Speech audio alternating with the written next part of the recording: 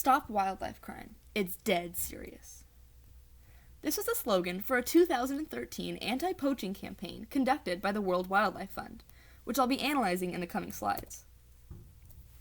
This campaign featured ads illustrating three main endangered species that face the most urgent threat from wildlife poaching: rhinos, elephants, and tigers.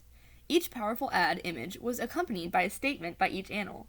I am not medicine. I am not a trinket. I am not a rug. These ads were seen online on social media and also on bus stops and within airports physically.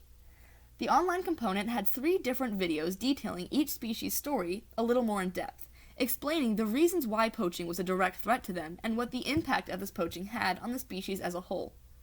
The physical and virtual elements of this campaign worked together to achieve specific goals and objectives. It is important to note that the goals of the campaign are typically long-term visions or values, whereas the objectives are more specific. These objectives refer to a specific action or outcome that can feasibly be achieved by the campaign and ultimately help accomplish its goals. This campaign was part of a long-term vision of WWF to end the illegal wildlife trade.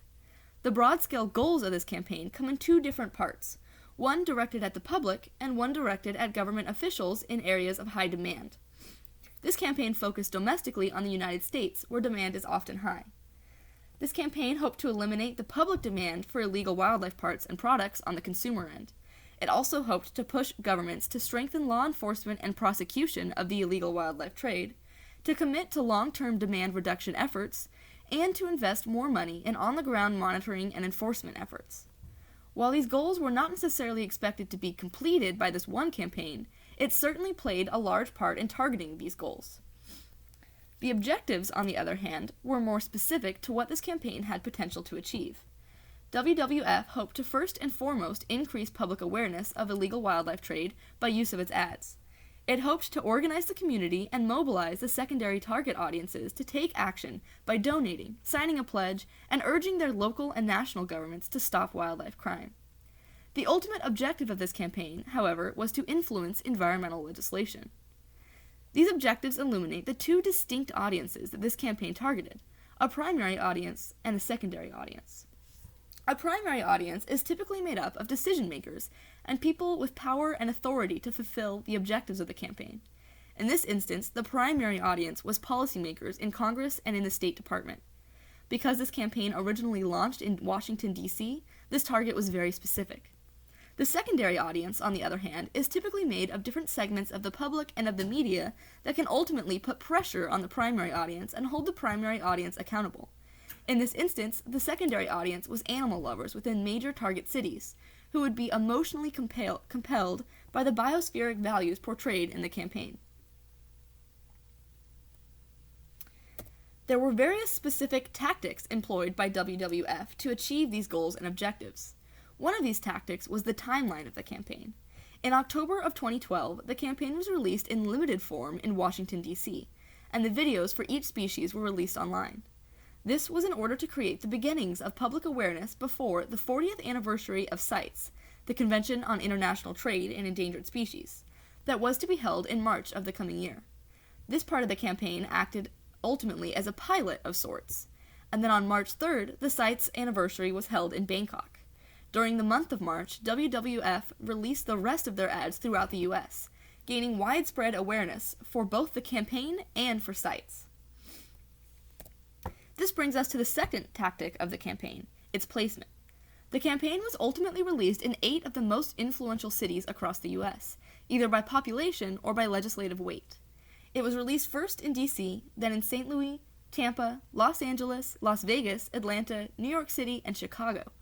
Because many of these cities have prominent teams in the Major League Baseball season that began around the same time, WWF actually partnered with teams such as the New York Mets and the LA Dodgers to include public service announcements about the campaign before the games. This greatly helped spread public awareness, since the populations of these major cities were uniquely invested in baseball at the time.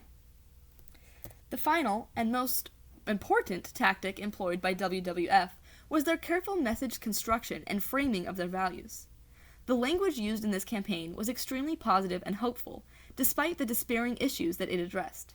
Their online media, for example, contained language such as, the strength of our network, the passion of our supporters, big wins, encouraging, best-loved species, preserving nature's beauty for future generations. Similarly, the imagery contained only inspirational depictions of the species, rather than graphic images of the issues that many other wildlife campaigns have utilized. Terry Macko, the Senior Vice President for Communications and Marketing for WWF, stated that this tactic was important because showing these magnificent species in their peak form, rather than imperiled, instills a sense of awe that shows their target audiences the promise of the future and what they are aiming to protect. By avoiding graphic and violent image content, viewers were more likely to support the campaign based on inspirational biospheric values, rather than because of guilt or sadness that might unintentionally make viewers uncomfortable or reluctant to think about the issue at hand. Although many of these tactics were well thought out by the WWF campaign team, the campaign still had a mix of successes and shortcomings. The campaign did spur a social media movement called Hands Off My Parts, and ultimately the campaign did gain over 700,000 followers and shares. Public awareness was certainly generated by this campaign, especially online. With that being said, only slightly over 700,000 campaign pledges were signed, out of a goal of 1 million. This is likely due to the failure of the campaign to address the attitude-behavior gap present in many parts of the public. Although many individuals might have had positive reactions to the campaign, there was still a lack of the majority of the viewers taking tangible action.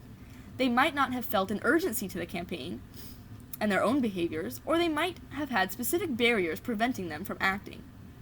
Looking forward, some possible suggestions to fix these shortcomings might be to utilize more tools like commitment and creating a sense of norm. When WWF released the campaign pledge, for example, they could have made the names public to instill a sense of commitment in those that signed. They could have encouraged people to share their commitments on social media, both to increase a sense of dedication and accountability to the commitment, and to create a sense of social norm surrounding the campaign. If it had exploded on social media, there is a far greater chance that more people would have signed as they see their friends and family supporting the cause as well. This sense of social norm is a great way to increase tangible behavior by groups, as proven by social science literature. Another tool that could have been utilized is more specific digital prompting. Although much of the content was featured online, target audiences had to go to the WWF website to find the information such as videos. If WWF had invested more in digital advertising rather than its physical ads, it might have prevented a logistical barrier. When many individuals saw the physical ads, they were likely not able to find more information at that exact moment and sign the digital campaign pledge. Digital ads, on the other hand, would target individuals that are already on their laptops or phones, and would provide a prompt that is as close in time and space as possible to the targeted behavior of having individuals sign the pledge. Finally, another suggestion might be more adaptation. The campaign was originally released in October in DC and in limited forms online. This initial release provided a sense of a pilot campaign, although the ultimate campaign release in March did not much vary from the original limited release. If campaign managers had conducted focus groups and provided optional online surveys to those who had viewed the campaign in its early stages, they might have been able to evaluate the success of their campaign early on and made applicable adjustments for the bigger release in March. Adaptation and evaluation is critical to a campaign's success, and it appears that for this specific campaign, WWF failed to evaluate and adapt strategies moving forward.